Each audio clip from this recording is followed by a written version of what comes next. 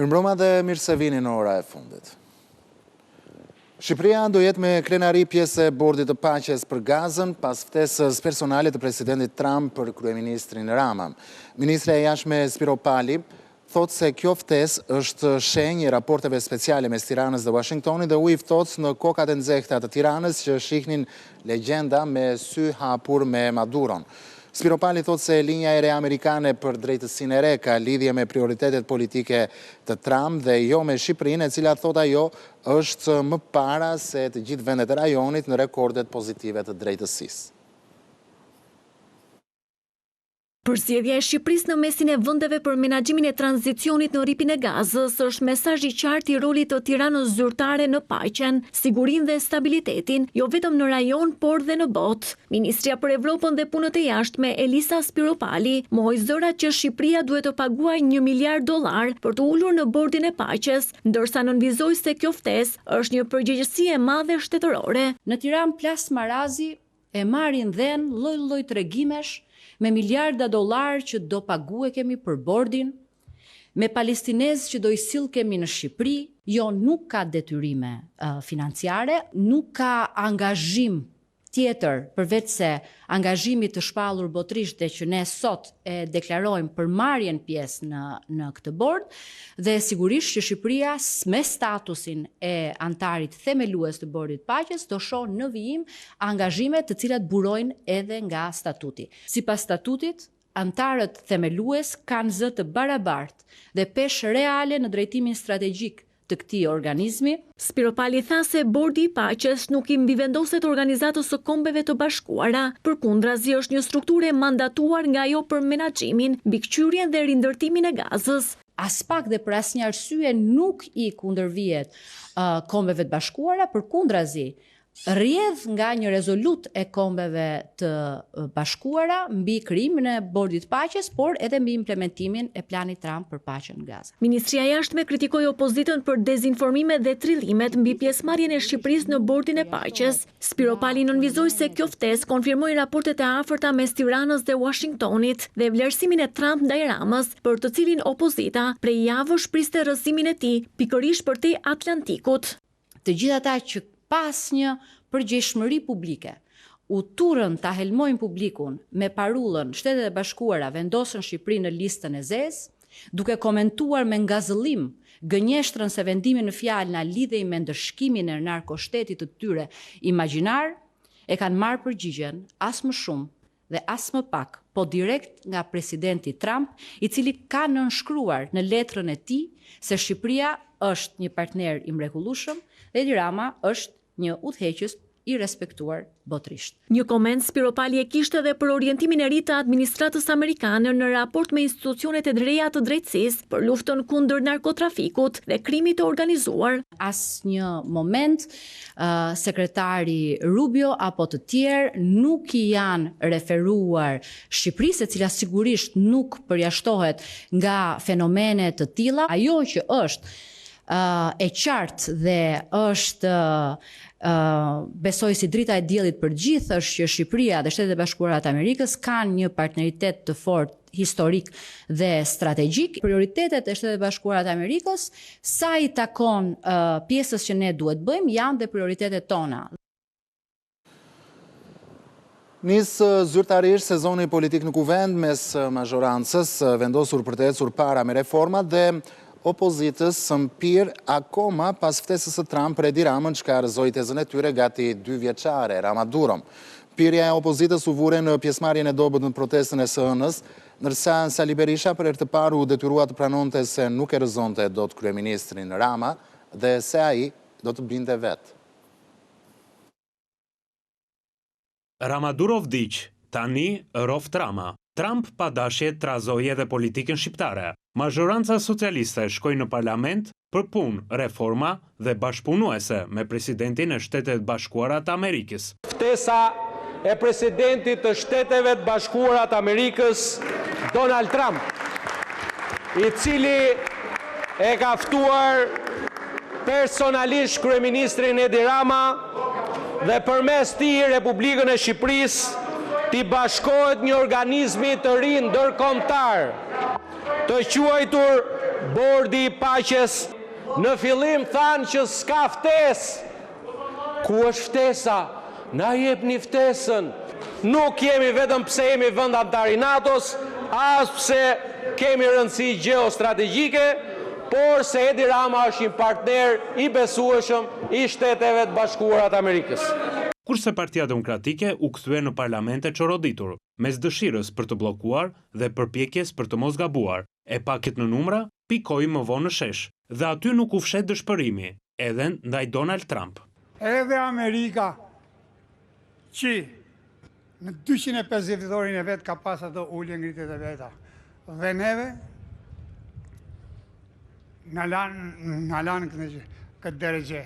Prandaj, unë I kërkoj administratës sot të retë të zotit Trump të mbaj përgjegjësitë e veta për këtë popull. 2 milion që s'po e bën dot të ngrej kokën. Dhe kjo vjen edhe për arsye të qytetarëve amerikanë si së George Soros. Unë I kërkoj prap presidentit Trump se neve, si demokrat, gjysmën e popullit shqiptar, është nxjerrë non grata. Nuk është nxjerrë non grata vetëm Sali Berisha. Me erët gjatë ditës, doktori e pranoi se Ramën nuk e rrëzojnë amerikanët. Asgjë nuk e shpëton atë nga rrokullima e madhe. Këtë mund të them. Më vonë në bulevard, u kërkoi demokratëve mos lexojnë vetëm ftesat, por dokumentat. Në tempullin e demokracisë, Komision e jashtëm të Kongresit të Shteteve të Bashkuara u miratua një dokument themelor në të cilin pasqyrohen të gjitha ato për cilat ju protestuat dhe për cilat do protestoni në 24 janar. Pra demokratët duhet të mësohen me Berishën në opozit, qoftë edhe duke duruar Ramën qeveri. Të vetmit që nuk e durojnë dot më Berishën të drejtojë opozitën, janë ata që në fakt përfitojnë direkt prej tij.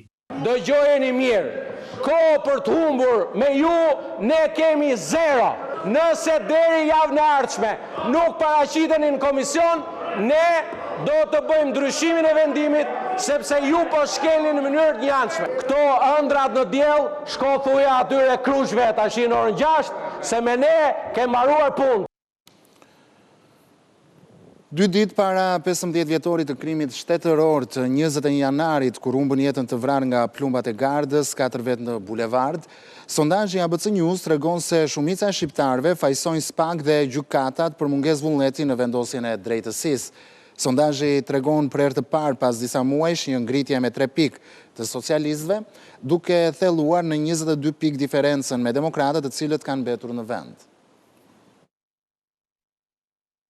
E mërkura shënon 21 janarin e 15 me 4 viktima, por pa drejtësi. Po faji, pse mbetet jetim nga drejtësia? Kësaj pyetje pas një dekade gjysmë, shumica dërmuese e shqiptarëve, 63% I përgjigjen me mungesën e vullnetit nga drejtësia për të zbardhur ngjarjen plotësisht dhe vendosur autorët para përgjegjësisë. 19% e cilësojnë drejtësinë pa aftë, kurse vetëm 17.5% kryesisht demokrat mendojnë se s'ka prova. Por cila ishte përgjegjësia e qeverisë atëhershme të Sali Berishës dhe opozitës së Edi Ramës? Rreth 27% apo demokratët fajsojnë Ramën se I çoi protestuesit drejt një masakre të paralajmëruar. 25.4% mendojnë se Rama ishte po aq fajtor sa Berisha. Por 48% apo socialistët kanë një peng nga ajo ditë, faktin që Edi Rama dhe Partia Socialiste nuk e quan protestën deri në fund. Sa për përgjegjësinë e qeverisë së Partisë Demokratike në 21 janar, gati 63% e shqiptarëve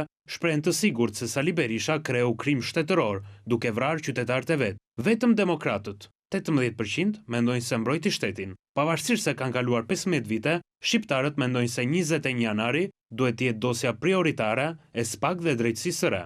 40% e cilësojnë çështje kryesore për të hetuar. 25.7% mendojnë se duhet hetuar korrupsioni aktual I qeverisë, ndërsa 34% korrupsionin e të gjitha qeverive. 2026 nuk është një vit elektoral, po ka nisur thuajse si I tillë. Partia Socialiste nga njëra anë ecën drejt reformave dhe integrimit europian. Nga ana tjetër, Edi Rama ka marrë ftesën zyrtare nga presidenti i Shtetet Bashkuara të Amerikës, Donald Trump, për bordin e paqes. Në fillim të këtij vitit gjatë, partia e cila qeveris vendin ka shtuar mbështetje 3.2% për herë të parë pas zgjedhjeve të 11 majit, nga 44% në 47%. Partia Demokratike, e cila e nisi vitin aty ku e la, me foltore, protesta dhe revolucione, mbetet aty ku e la në 25%. Po ashtu dhe partitë e vogla, ato mes revolucioneve imagjinare kundër Ramës dhe refuzimit të ftesave të Berishës, po treten të vetmuar. Shenjë e kësaj ishte edhe protesta e Qorit, e cila nuk ishte më pak, por as më shumë se foltorja e Sali Berishës, pak minuta më herët, poshtë dritare së kryeministrit.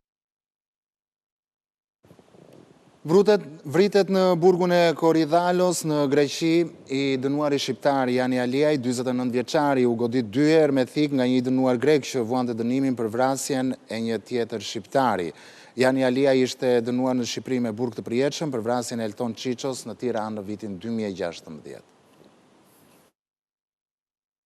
I dënuari shqiptar Jani Aliaj, 49 vjeç, është vrarë këtë të hënë në burgun e sigurisë së lartë Korydallos të Greqisë nga një tjetër i dënuar. Mediat në shtetin fëqin raportojnë se 49 vjeçari u vra nga 2 goditje me thik që i dha një tjetër i burgosur grek. I burgosuri që vrau Jani Aliajin këtë të hënë ishte i dënuar për vrasjen e një tjetër shqiptari dhe një ndër të burgosurit më të rrezikshëm të burgut Korydallos. Autoritetet greke po vijojnë hetimet për të zbuluar më shumë sa i përket përplasjes mes dy të burgosurve dhe rrethanave se si u vra 49 vjeçari shqiptar. Jani Aliaj nga Tepelena ishte personi shpallur në kërkim në Shqipëri dhe i dënuar në mungesë me burgim të përjetshëm për vrasjen e Elton Qiços në 1 maj të vitit 2016 në zonën e ish-bllokut në Tiranë. Ai rezultonte i kërkuar edhe për një tjetër ngjarje të ndodhur në vitin 2015 në Përmet, ku tentativa e vjedhjes së një sasie të madhe marijuane përfundoi me persona të plagosur. Mbi këtë ngjarje ndaj 49 vjeçarit rëndonin 3 akuza. Jani Aliaj u arrestua në Greqi në 31 dhjetor të vitit 2024 me identitet të rrem, pasi ishte në kërkim në shtetin fëqin, si pasojë e arratisjes nga burgu i Korfuzit, ku po vuante dënimin për vrasjen e një tjetër shtetësi shqiptar atje. Ai ishte dënuar edhe për vepra të tjera penale si plagosje e rëndë dhe armbajtje pa leje, ngjarje këto të ndodhura në Athinë në vitin 2006. 49 vjeçarit nga Tepelena i kishte mbetur të vuante edhe një vit burg në Greqi përpara se të ekstradohej drejt Shqipërisë. Jani Aliaj i kishte shpëtuar në të shkuarën 2 atentateve me armë zjarri në Tiranë dhe Gjirokastër, si dhe një sulmi të mëparshëm me thik në burgun e Korydallos në Greqi. Gjykata e posaçme la në qeli 8 personat e arrestuar për mashtrimin e qytetarëve të huaj përmes call centerave, ndërsa 3 organizatorët e skemës kriminale janë shpallur në kërkim. Aksioni i SPAK u krye mbrëmjen e së premtes në disa mjedise në qendër të kryeqytetit ku kishin aktivitetet këto call center.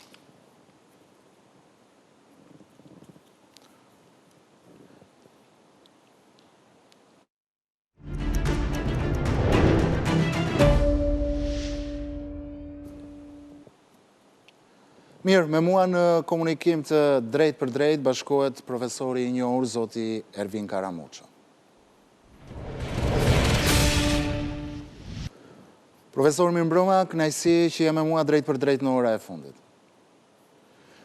Profesor, fillimisht dua që të flasim së bashku për një ngjarje të rëndë që ka ndodhur në burgun e Korydallos, ku Jani Aliaj, një person i njohur për drejtësinë shqiptare, ku ishte dënuar me burgim të përjetshëm, është vrarë nga një tjetër i burgosur me thik. Por, mendoni ju se ka qenë një konflikt i çastit mes të burgosurve, apo ka qenë një, le të themi, vrasje e porositur? Në fakt edhe vetë mediat greke janë në një dilemë nëse ka qenë një vrasje e çastit, në grindje sipër apo e planifikuar dhe e porositur, por për shkak të profilit të autorit, ai gjithmonë merr porosi. Prandaj është bërë dhe një nga të dënuarit më të rrezikshëm në burgun e Korydallosit. Këto i bën me organizatave kriminale jashtë burgut. Madje i vjen në posedim edhe mjete ose sende metalike të cilat në mënyrë artizanale kthehen në mjete të mprehta, të cilat ai ka përdorur edhe në herë tjetër ku ka vrarë një tjetër të dënuar po në atë burg.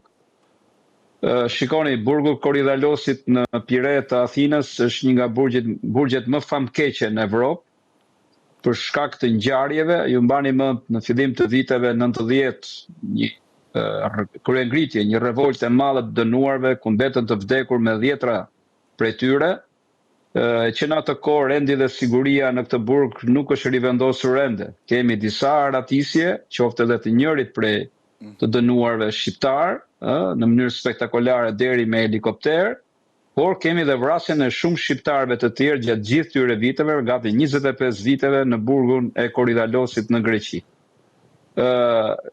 Raportet ndërkombëtare flasin për një burg në të cilin nuk ka kontroll policia. Ate vendosin vetëm grupet aty ku një pjesë konsiderueshme janë jo vetëm krimi organizuar grek, po dhe ai shqiptar dhe i disa vendeve të tjera, qofshin këto edhe të Magrebit, ose kryesisht arabe. Dhe ky ka qenë edhe bashkëpunimi që ka pasur më së shumti autori i fundit që vrau personin të cilin ju po përmendni, sepse ka pasur tentativë tjetër për vrasje në bashkëpunim me grupe të tjera arabe, por nuk e ka dalë dot në banë. Ndjes që të ndërpres, po thoni që autori i këtij krimi, pra autori i vrasjes së Jani Aliaj, është një vrasës me pagesë, apo jo? Patjetër, ai ka burgim përjetshëm dhe nuk ka çfarë asgjë nëse bën vepra të tjera penale, siç ka bërë dhe një vrasje përpara vrasjes së fundit. Po ai bën këto kundrejt pagesës, jo se i merr vet lekët, sepse ai parat, se ai ndodhet në burg. Por i marrin familjarët e tij që përfitojnë edhe mundsohet që jeta e tyre të jetë më e mirë. Atëherë më lejo të bëj një këto janë porosi. Jo, do ta vazhdoj. Po, patjetër, përfundoa. Ne kemi pasur dhe në Shqipëri vrasje me pagesë brenda burgjeve tona. Dhe mendoj dhe dyshoj që mbas një viti, nëse viktima do të kishte shpëtuar dhe këtij atentati, këtij sulmi, mund të kishte psuar një atentat tjetër brenda sistemit penitenciar shqiptar. Këtë e them me bindje të plotë për shkak të shumave të mëdha të parave, në të cilat mendohet dhe aludohet nga media greke që janë përdorur për të vrarë këtë person në Korydalos në Greqi, pra në burgun e sigurisë lartë.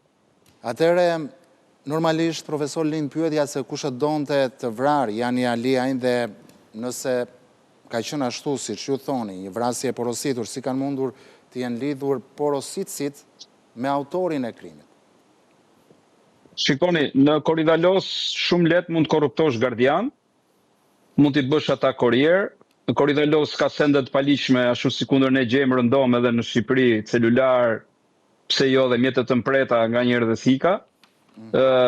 Ato posedohen lehtësisht, është thjesht statusi që ti ke në atë burg për të siguruar këto. Nëse ke një status i lartë dhe një grup i fuqishëm brenda burgut, e ke shumë të lehtë për të siguruar këto. Kështu që nuk është fare e vështirë që nëpërmjet tyre kurrierëve, sendeve të paligjshme, sidomos celular, të lidhesh, të marrësh porosi, të sigurosh sendet më pas, ti transferon në mënyrë artizanale në mjete të mpreta dhe të kryesh vepër penale të vrasjes. Dhe kjo ka ndodhur, është në mënyrë të përsëritur. Dhe madje ka pasur ankesa nga banorët përreth gjithë lagjes së sipërme të Pireut, që ai burg duhet të mbyllet, duhet të zhvendoset diku tjetër, se nuk është vetëm problemi i sigurisë brenda burgut, por edhe siguria i zonës aty, që ka pasur tentative vetëm me helikopter, po edhe me dron, pra ka tentativa të vazhdueshme të krimit organizuar jashtë burgut për të çuar edhe armë, se jo në këto qeli edhe sidomos në mjediset ku ata zhvillojnë ato orët ajrimit. Profesor, dua të flasim edhe për një tjetër ngjarje së bashku, bëhet fjalë për aksionin e fundit që SPAK ka ndërmarrë kundrejt një grupi kriminal në mashtrimin e call centerave, mashtronin një qytetar italian duke e kryer këtë aktivitet nga Shqipëria. Por, profesor, si ishte organizuar i gjithë ky aktivitet, si e ka bërë të mundur nga ana tjetër operacionin BKH dhe a ka patur apo jo dekonspirim? Shikoni, nga sa kam lexuar dhe nga sa jam i informuar, nuk ishte një iniciativë shqiptare.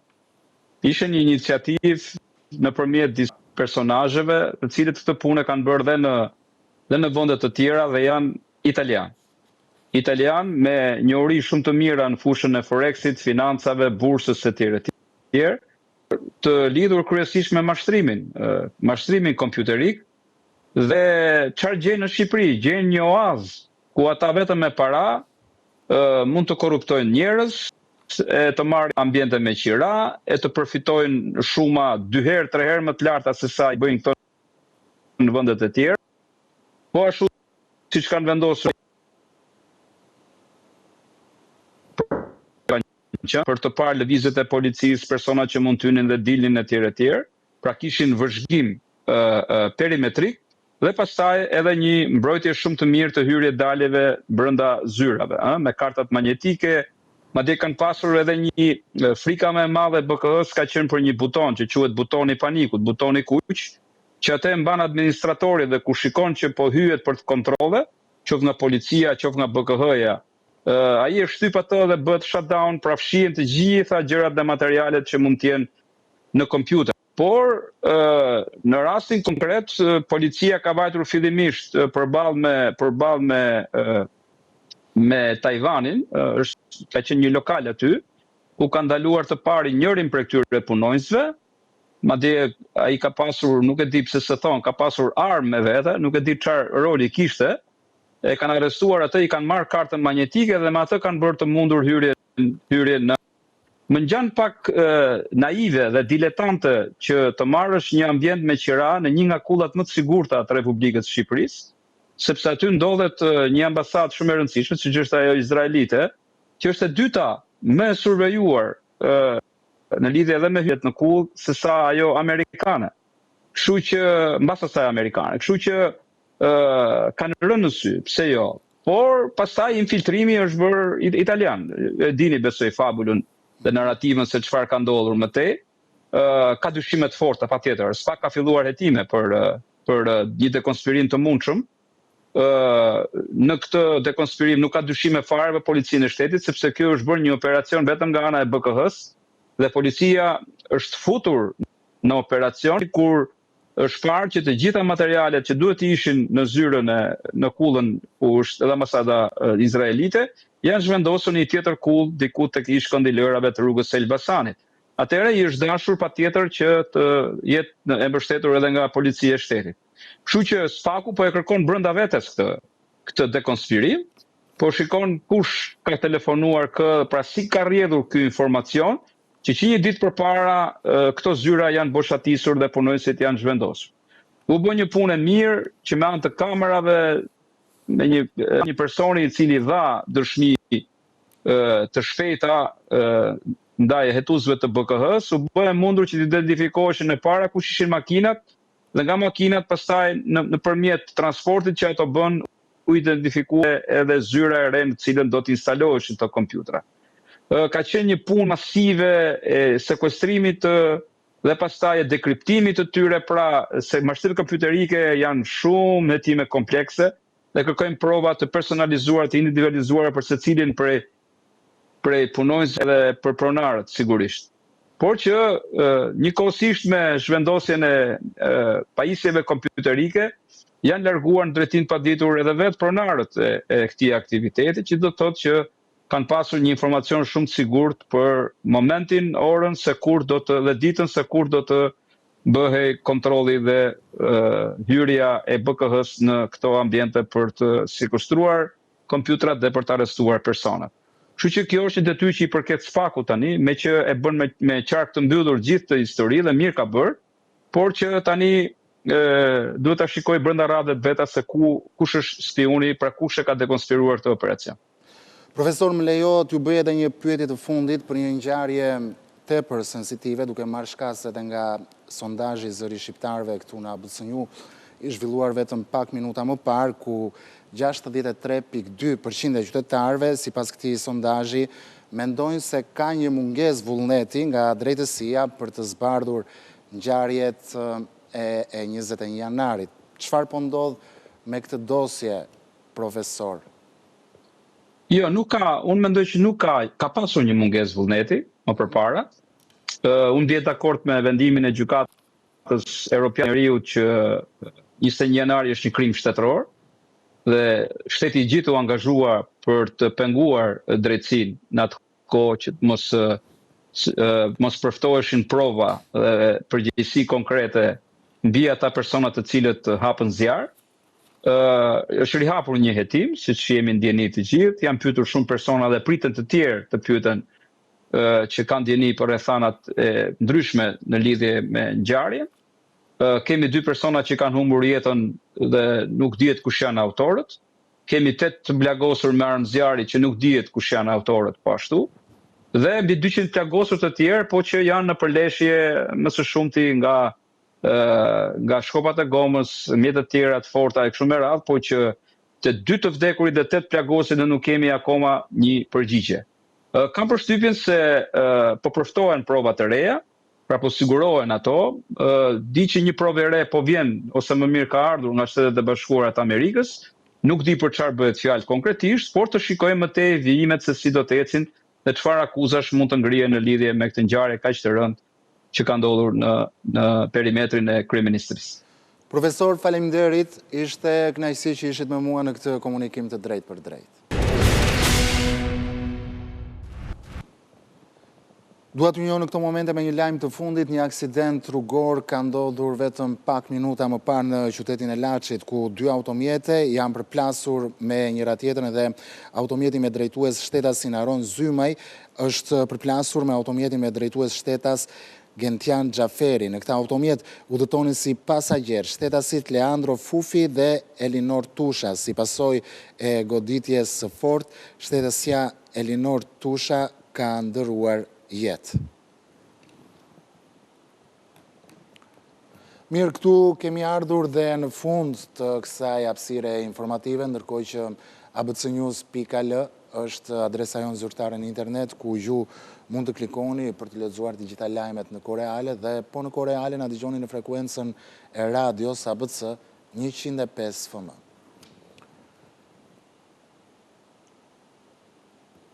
Leontina Nika vjen vetëm pas pak me Pas Mesnate. Ju ftoj ta ndiqni.